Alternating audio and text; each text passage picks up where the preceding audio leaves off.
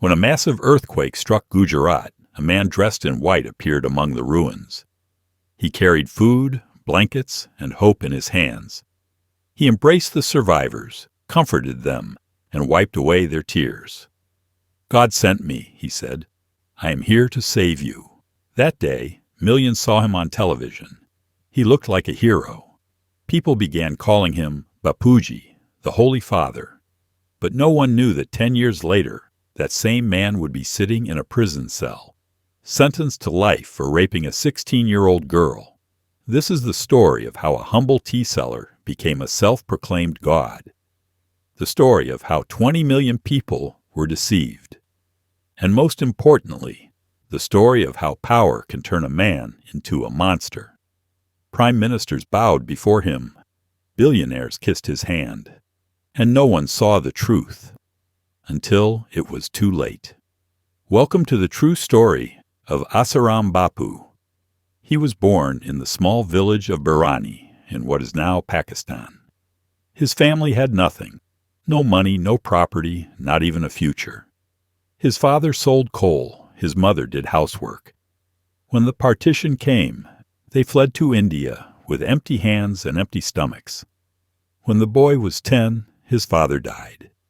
He had to quit school and work to support the family. But he was a strange child. He kept trying to run away. His first attempt came 8 days before his arranged marriage. His family found him, brought him back, and forced him to marry. The second attempt was more successful. At 23, he ran away again and ended up in the mountains of Nainital, where he met a woman guru named Leela Shah.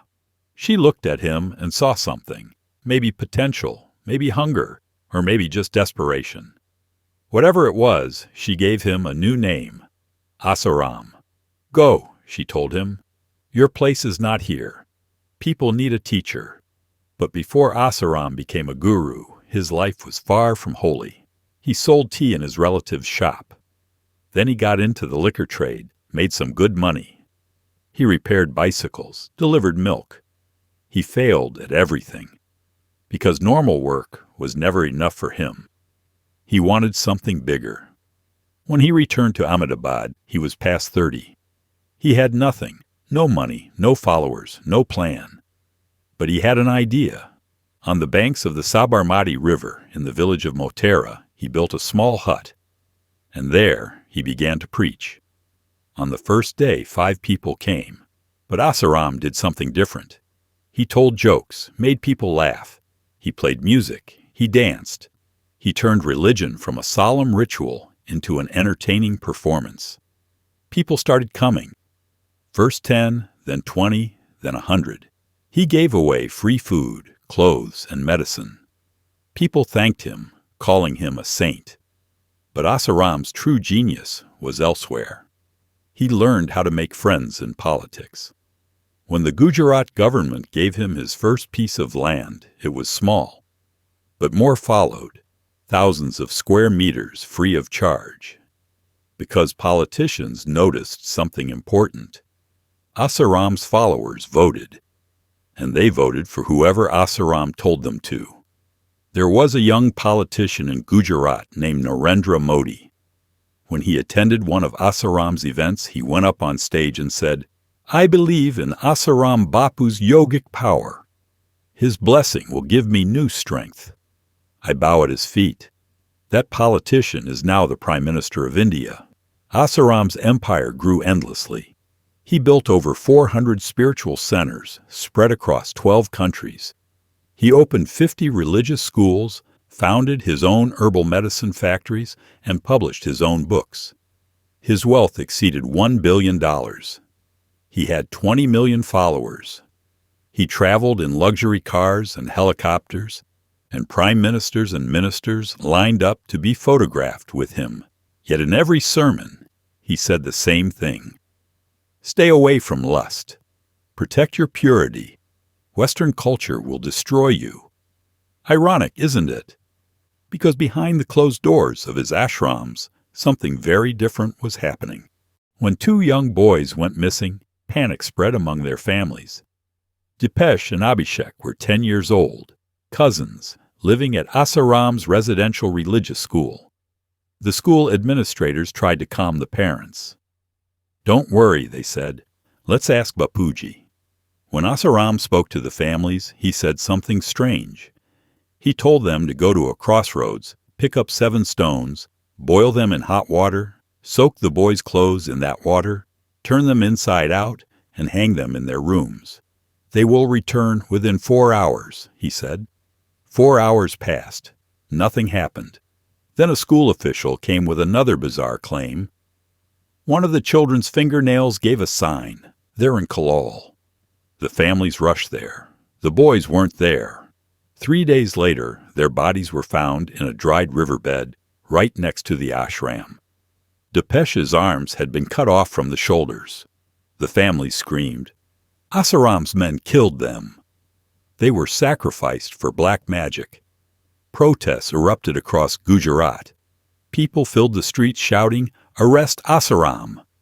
The government formed a commission, but the report was never released. 7 ashram staff members were arrested, but Asaram remained untouchable. He was too powerful. Politicians protected him, and millions of followers defended him. But 5 years later, when a young girl came forward, no one could protect him anymore. Priya was 16 years old, and her family had been devoted followers of Asaram for more than a decade. She was a student at one of his residential schools. Her parents donated nearly all their savings to his organization. Her mother often told her, "Bapuji protects us." One summer, Priya fell ill. Her parents sent word to Asaram, and a message came back. "Bring her to me. I will perform a spiritual healing ritual to help her recover." On India's Independence Day, Priya's mother took her to the Yodhpur ashram. When Asaram asked to see Priya alone, her mother waited outside, trusting him completely as a holy man.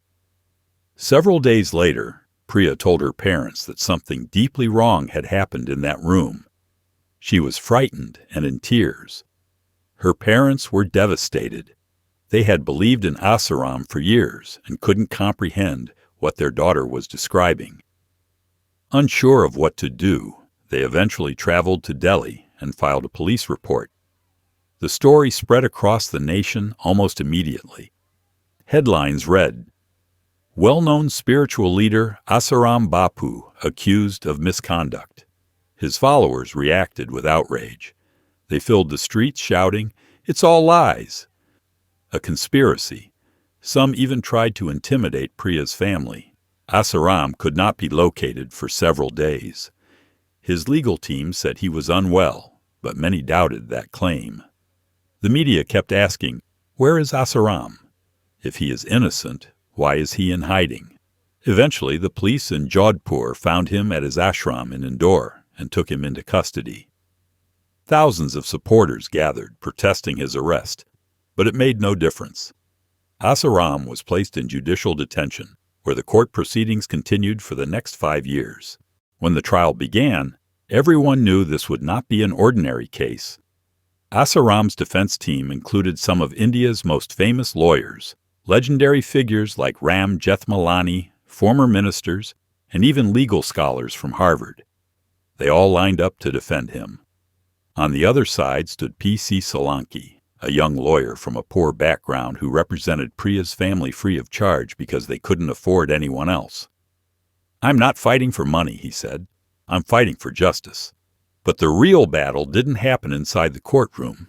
It began outside. Witnesses started dying. Rahul Sachan, Asaram's former personal assistant, was attacked with a knife outside the courthouse on the very day he was supposed to testify. He survived, was taken to the hospital, but vanished a few months later and was never seen again. Another witness, Kripal Singh, was shot by 2 men on a motorcycle in front of his home. He survived, but was left paralyzed. Mahendra Chawla, the former assistant of Asaram's son, wrote a desperate letter to the High Court. "I can't sleep at night. I live in constant fear of being killed. Please protect me. I just want to live long enough to testify." In total, 3 witnesses were murdered, 5 others were attacked, and many changed their statements, saying, "I don't remember anything." Still, P.C. Solanki refused to give up. He attended every hearing, presented every piece of evidence. Priya's family didn't give up either. They were afraid, but they knew that if they stayed silent, other girls could suffer the same fate. Asaram's defense was filled with absurd claims. One lawyer said, "Priya suffers from a chronic illness that causes her to be attracted to men. This isn't Asaram's fault." Another argued, "Asaram is 72 years old. He's physically incapable of such an act." But medical reports proved he was perfectly healthy.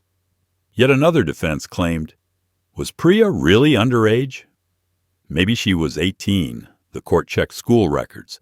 Priya was 16 at the time of the incident." There was no doubt. The trial dragged on for 5 years. For 5 years, Priya and her family received threats. For 5 years, Asaram's followers filled the streets shouting, "Bapuji is innocent!" But eventually, the day of judgment arrived. Inside Jodhpur Central Jail, a special courtroom had been set up. It was too dangerous to take Asaram outside. The risk of riots from his followers was too high. Thousands of police officers were deployed throughout the city, and emergency orders were declared in 3 different states. Gatherings of more than 4 people were banned. Everyone still remembered what had happened a year earlier, when the conviction of Gurmeet Ram Rahim led to 38 deaths in the streets. The judge stood up and read the verdict. The accused, Asaram Bapu, is found guilty of sexual assault. Sentence: life imprisonment.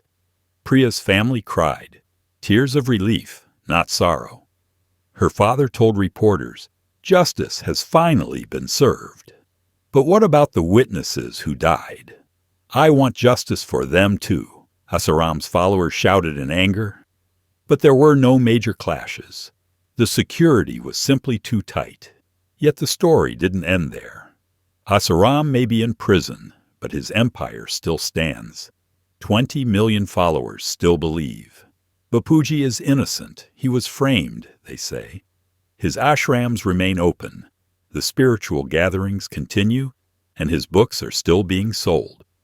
And perhaps the most astonishing part, Asaram continues to receive parole. Time and again, he is released temporarily for medical reasons. Reports claim heart problems, then COVID complications. Most recently, in January this year, the Supreme Court granted him parole until the end of March. His followers celebrated, but critics were outraged. How can someone convicted of such a serious crime be granted parole so easily, they asked. The answer is simple. Asaram is still powerful.